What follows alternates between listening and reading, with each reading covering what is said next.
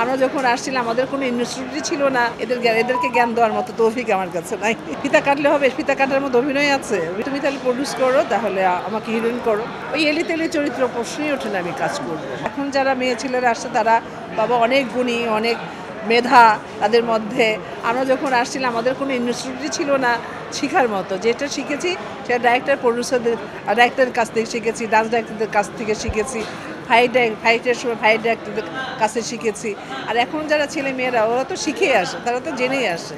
তা আমি মনে করবো না, অনেক মেধাবী মানুষ, অনেক জ্ঞানী মানুষ, এদেরকে জ্ঞান দেওয়ার মতো তৌফিক আমার কাছে নাই। হ্যাঁ, আপনি অবশ্যই শোরুম যে উদ্বোধন করলে যে খারাপ তা নয়, তা নয় আমি মনে করি না। কারণ শোরুম উদ্বোধন করে কাকে দিয়ে?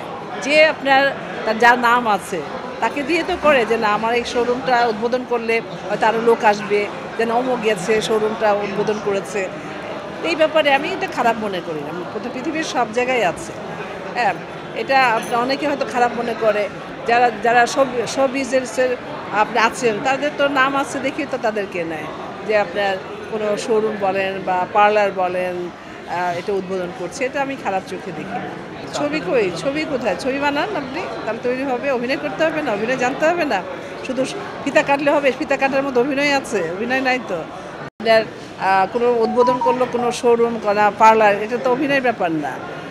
হ্যাঁ, এটা হলো কি যে আপনার ছবি বানালে তো একটা অভিনেত্রীর প্রয়োজন আছে, তাই নয় কি? তখনই তো একটা অভিনেত্রী যদি নতুন মানুষকে নেন, নতুন মেয়ে ছেলেকে নেন, তখনই বুঝতে পারবেন যে তার কতটুকু মেধা আছে নাই, তাই নয় কি? তার ছবি বানাতে হবে তো, তাদেরকে কাজ করতে হবে তো।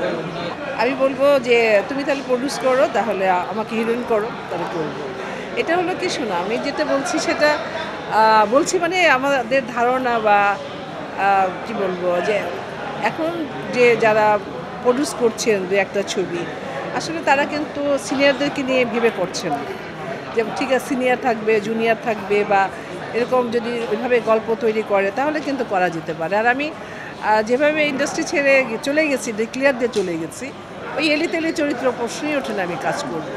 হ্যাঁ, যদি আপনার নারী কেন্দ্রিক কোনো গল্প থাকে বা চরিত্র থাকে তাহলে আমি কাজ করব, নাহলে কোনো দিন কখনোই করব না।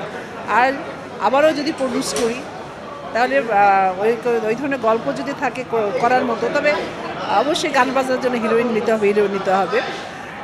করবো না তো, বা ডাইরেকশনটাই দেওয়ার আমার খুব ইচ্ছা আছে।